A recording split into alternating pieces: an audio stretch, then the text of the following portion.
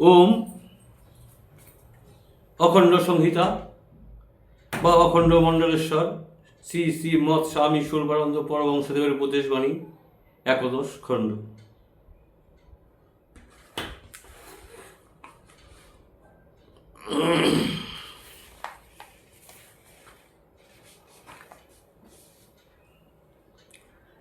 সঙ্গের শক্তি। নগরপাড়, কুমিল্লা, 16ই পৌষ 1340 সাল। শ্রীযুক্ত রজনীকান্ত রায়, তার ভ্রাতা শ্রীযুক্ত দিগীন্দ্রচন্দ্র রায়, শ্রীযুক্ত মহেন্দ্রচন্দ্র মুন্সী এবং 30-এর শ্রীযুক্ত সুরেন্দ্রচন্দ্র দেব প্রমুখ বিশিষ্ট ব্যক্তিরা উপদেশ প্রার্থী হইয়াছেন।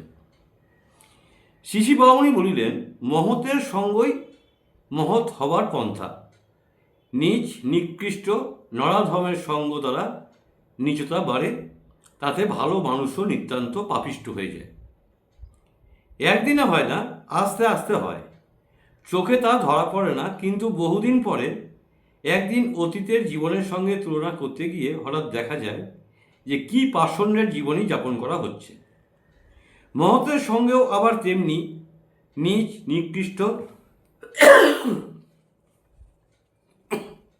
অধম ব্যক্তি ক্রমশ উচ্চ, উন্নত ও উৎকর্ষ বিশিষ্ট হয়। সে উন্নতিও প্রথমে তেমন ধরা পড়ে না, কিন্তু দীর্ঘকাল পরে লক্ষ্য করা যায় যে জীবন কত উন্নত হয়েছে। তবে পতনের পথে নেমে মানুষ যেমন সহজে বুঝতে পারে না যে কতটা নামা হচ্ছে, উন্নতির পথে উঠে তেমন কিন্তু নয়। একজন তার পতন হয়তো 1 মাস অসৎসঙ্গ করে তবে ধরতে পারে, কিন্তু সে তার উত্থান 1 সপ্তাহ সৎসঙ্গ করলেই বুঝতে পারবে। শ্রী বামুনি আরও বলিলেন, কিন্তু মহৎ চিনবে কি করে? সাহিত্যিক, কবি বা বাগ্মীকে কি মহৎ বলে মনে করবে? মনোহারী বচন বিন্যাসকে কেউ হয়তো জীবিকা রূপে গ্রহণ করেছেন।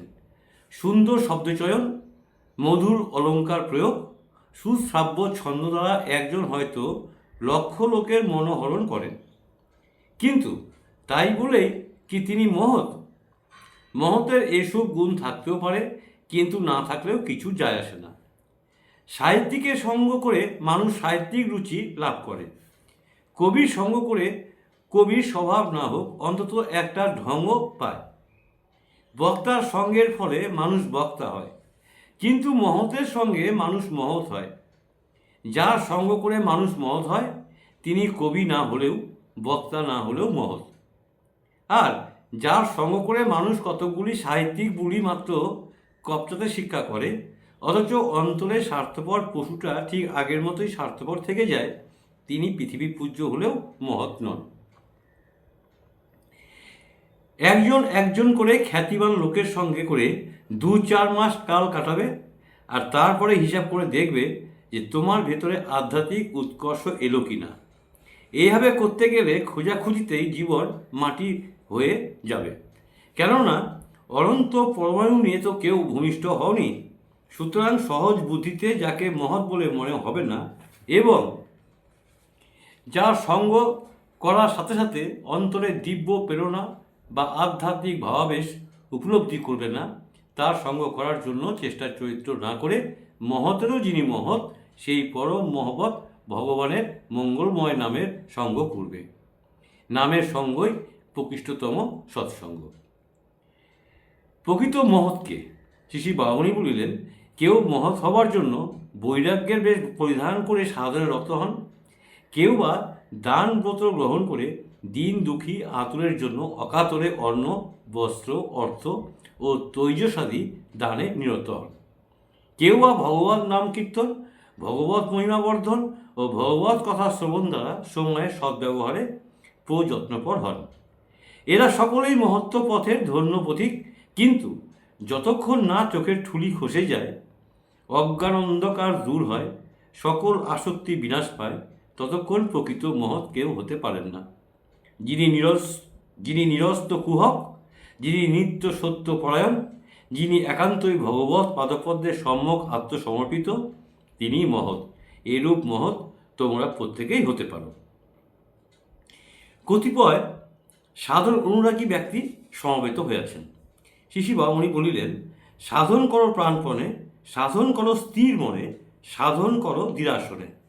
সাধনের ফলে তোমার চরিত্রে যে মাধুর্য গুণের উন্মেষ হবে, তার প্রভাব জগতের সকল নরনারীর উপরে প্রীতিকর হয়ে পতিত হোক। কিন্তু নিজের সাধনের কথা লোকের কাছে প্রকাশ করো না। সাধনে যত নীরব থাকবে, সাধনের কথা যত গোপন রাখবে, ততই সাধন গভীর হবে, প্রখর হবে, ততই সাধনে দানা বাঁধবে। কিরূপ গোপনতা বর্জনীয়? শ্রী শ্রী বামুনি বলিলেন, সাধনে গোপনতা রক্ষা করবে বলেই যে অনৈতিক ব্যাপার তার ভেতরে আমদানি হতে দেবে তা কিন্তু নয়। আপন ভোজন কথা না কহিও যথাতথা, এই যুক্তির দোহাই দিয়ে অনেক স্থানে অনেক রকম অবাঞ্ছনীয় গোপনতার আমদানি করা হয়েছে, যার প্রত্যক্ষ ফল সাধকের নিরয় নিবাস এবং পরোক্ষ ফল সমগ্র সমাজের দারুণ অধোগতি। তোমার সঙ্গে ভগবানের যে যোগাযোগ তা হবে অবিচ্ছিন্ন অবিরাম, কিন্তু তার মাঝখানে অন্য সাক্ষী যত কম থাকে ততই ভালো। কিন্তু 5 জনে মিলে যখন সাধন করবে, তখন আবার তার মধ্যে এমন গোপনতার আমদানি করে বসো না, যার ফল আত্মনাশ ও জাতি ধ্বংস। একজন প্রশ্ন করিলেন, ঈশ্বর সাধন পরায়ণ ব্যক্তির জীব সেবাদি কার্যে আত্মদান উচিত কিনা? শ্রী শ্রী বামুনি বললেন, ঈশ্বর ভজনের বিবিধ অবস্থা। এক অবস্থা আছে যাতে এক ঈশ্বর চিন্তন, ঈশ্বর সেবন, ঈশ্বর স্মরণ ও ঈশ্বর মনন ব্যতীত অন্য কোনো চিন্তনে, সেবনে, স্মরণে বা মননে নিষ্ঠাহানি ঘটে। সাধনের এই অবস্থায় সাধক জীব সেবা, দেশ সেবা, সমাজ সেবা, পরোপকার প্রভৃতি সর্বপ্রকার বহির্মুখ সৎকর্ম থেকেও সম্পূর্ণ প্রতিনিবৃত্ত থাকবেন। অসৎ কর্মের তো কথাই নেই। ঈশ্বর ভোজনের আবার এমন অবস্থা আছে যাতে বহির্মুখ সৎ কর্মাদির অনুষ্ঠান করলেও ঈশ্বরীয় স্মৃতি লুপ্ত হয় না এবং দিন দরিদ্র, রুগ্ন, আতুর, অন্ধ, খঞ্জ, অধম, পতিত, অনাথ, নিরুপায় প্রভৃতি পার্থিব দুঃখে দুঃখিত সকল জীবের দুঃখ বিদরণের ভেতরে ভগবানেরই অভিপ্রায়কে সুস্পষ্ট লক্ষ্য করা যায়। এ স্থলে ঈশ্বর সাধক জীব সেবার ভেতর দিয়েই ভগবৎ সেবার পূর্ণতা সাধন করবেন। স্নান, আহার, বিশ্রাম প্রভৃতি নিতান্তই পার্থিব কার্য, কিন্তু ঈশ্বরার্থে জীবন ধারণকারী ব্যক্তি সযত্ন স্নানের দ্বারা, পুষ্টিকর আহারের দ্বারা, নিশ্চিন্ত বিশ্রামের দ্বারা প্রকৃত প্রস্তাবে ঈশ্বর ভজনই করেন।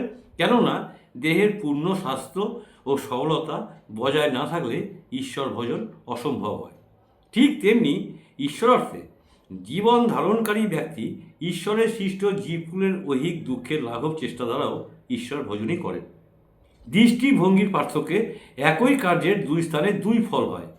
আমি জীবের দুঃখ দূর করছি, এই বোধ নিয়ে যারা জীবের সেবা করেন তাদের কাজ একান্তই বহির্মুখ। বহির্মুখ কাজে চিত্তের চাঞ্চল্য বাড়ে এবং ঈশ্বর অনুরাগ ও নামে রুচি হ্রাস পায়। বহির্মুখ কর্মে বন্ধন বর্ধিত হয়, সংস্কারের নিগড় কঠোর থেকে কঠোরতর হয়, নানা জটিল কুটিল পঙ্কিল দুরবস্থা ও সাধন সংকটের সৃষ্টি হয়। কিন্তু ভগবৎ প্রদত্ত কারুণ্য গুণের প্রকৃষ্ট সদ্ব্যবহার করে আমি ভগবানের সৃষ্ট জীবকে ভগবৎ ভিমুখী করার জন্যই জীব সেবা করছি এবং এই সকল জীব ভগবৎ অনুরক্ত হলে আমারই সৎসঙ্গ লাভের সুযোগ বৃদ্ধি হবে। এই বোধ নিয়ে জীব সেবা করলে হাজার বহির্মুখ কর্মেও বন্ধন বাড়ে না বা কর্ম বিপাকে পড়তে হয় না। হরি ওম, হরি ওম।